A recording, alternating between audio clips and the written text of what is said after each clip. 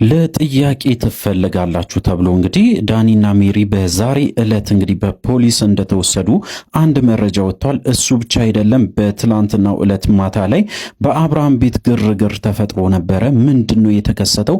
እያንዳንዱን ነገር እንግዲህ በዚህ ቪዲዮ የምታገኙ ይሆናል። እሱ ብቻ አይደለም፣ በጣም ብዙ ነገሮች አሉ።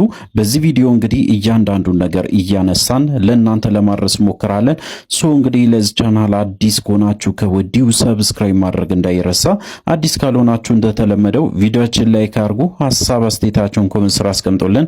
ወደ ጉዳያችን ከሰሞኑ እንግዲህ እጅግ በጣም ብዙ ነገሮች እየተፈጠሩ ይገኛሉ። በተለይ በአብርሃምና በሩታ ሳይድ እጅግ በጣም ትልቅ ጦርነት ተነስቷል። ምንድነው የተከሰተ? እጅግ በጣም ብዙዎቻችሁ እንግዲህ ስትጠይቁ የነበረው አንድ ነገር ነበረ።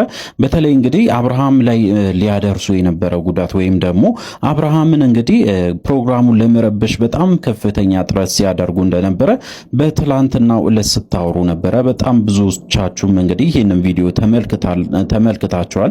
እሱ ብቻ አይደለም እንግዲህ አብርሃም ቃል በቃል እነሱ ማናደር ነው እንጂ ያለብን እነሱን እንግዲህ መጋፈጥ የለብንም። እያንዳንዱ የሚያደርጉትን ነገሮችን ከተቀበልን ወይም ደግሞ ከነሱ ጋራ ግብ ውስጥ ከገባን በስተመጨረሻ ያው ፍጻሜያችን የሚሆነው የሚታወቅ